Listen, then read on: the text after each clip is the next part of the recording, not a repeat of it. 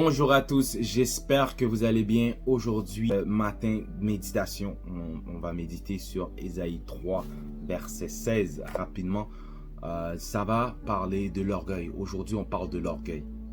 Et dans ce verset, ça va parler de l'orgueil des femmes, des filles de Sion. En fait, rapidement, ça dit, l'Éternel dit, parce que les filles de Sion sont orgueilleuses, et qu'elles marchent le cou tendu et les regards effrontés, parce qu'elles vont à petits pas et qu'elles font résonner les boucles de leurs pieds. Le Seigneur rendra chauve le sommet de la tête des filles de Sion. Et encore là, ça va parler des jugements par rapport aux filles de Sion. Aujourd'hui, on parle de l'orgueil. Qu'est-ce que l'orgueil amène? Qu'est-ce que l'orgueil procure? Donc, premièrement, il faut comprendre que l'orgueil, c'est un sentiment exagéré de soi-même. Un sentiment exagéré, c'est une estimation excessive de soi-même. L'orgueil peut se vivre, peut se cacher, peut cacher en fait toute la misère d'une personne, qui fait en sorte qu'il ressort. Il y a deux types d'orgueil. Premier orgueil, c'est orgueil mental et orgueil spirituel. Orgueil mental, celui qui pense connaître tout lorsqu'on doute de lui, sa connaissance et ainsi de suite. L'orgueil va venir et ça va provoquer des obstinations, des discussions, parce que l'orgueil est en train d'opérer à l'intérieur. Il faut savoir que qu'est-ce que l'orgueil donne comme illusion? Il donne l'illusion de la force et l'illusion du pouvoir. Ce qui est complètement faux, parce que l'orgueil en fait est toujours perdant. Donc, pour reconnaître si l'orgueil commence à rentrer à l'intérieur, c'est lorsque vous voyez un type d'obstination. Il est important d'observer lors d'une conversation, lorsque l'obstination commence à entrer. Donc, tu commences à t'élever, à vouloir abaisser l'autre, à pouvoir le dire qu'il est rien du tout. Donc, on appelle ça de l'orgueil mental. Donc, l'orgueil mental, c'est de se dire que je sais mieux que toi. Si l'on parle maintenant de l'orgueil spirituel. L'orgueil spirituel, c'est de nourrir l'idée que je suis mieux que toi. Je suis mieux que toi. Qu'est-ce que ça veut dire? C'est l'orgueil dans laquelle une personne a évolué plus que l'autre et se considère maintenant mieux que les autres. Important, quand vous devenez plus conscient, vous avez plus de conscience que quelqu'un d'autre.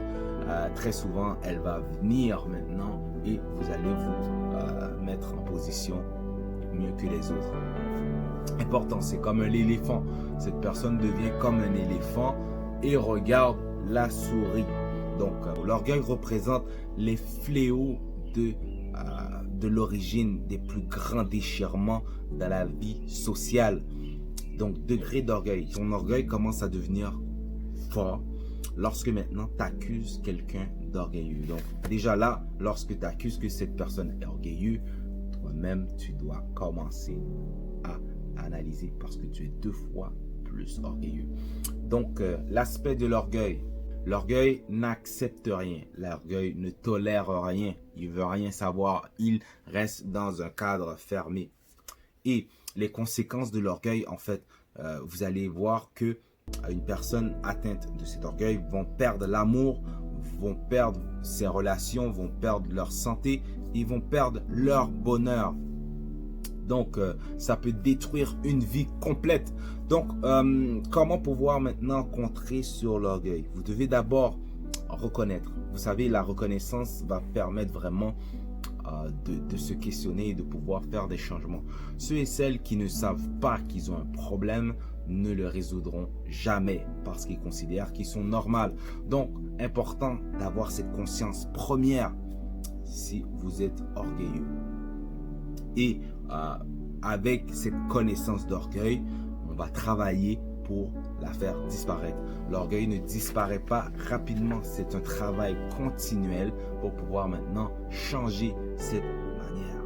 Donc, la Bible nous parle des conséquences de l'orgueil et nous met des avertissements contre l'orgueil pour vous permettre de pouvoir en fait ne pas garder ça à l'intérieur. Romains 11, 20, 21, ça dit ne t'abandonne pas à l'orgueil, mais crains Dieu, car si Dieu n'a pas épargné les branches naturelles, il ne t'épargnera pas non plus. L'orgueil en peur, Proverbe 29, verset 23, ça dit l'orgueil d'un homme l'abaisse, mais celui qui est humble d'esprit obtient la gloire. Encore une fois, Timothée 6, verset 17, ça dit recommande aux riches du présent siècle de ne pas être orgueilleux et de ne pas mettre leur espérance dans leur richesse incertain, mais de se mettre en Dieu qui nous donne une abondance toutes choses pour que nous en jouissons. Encore une fois, 1 Pierre 5, verset 5, ça va nous dire de même vous qui êtes jeunes, soyez soumis aux anciens et tous dans vos rapports mutuels. Revêtez-vous d'humilité car Dieu résiste aux orgueilleux, mais il fait grâce aux humbles. Donc, plusieurs versets parlent de l'orgueil que Dieu n'accepte pas. Donc aujourd'hui, on travaille sur l'orgueil pour essayer de retirer ça de nos vies et de pouvoir vivre une vie en abondance avec les autres. Sur ce, moi je vous laisse sur cette méditation.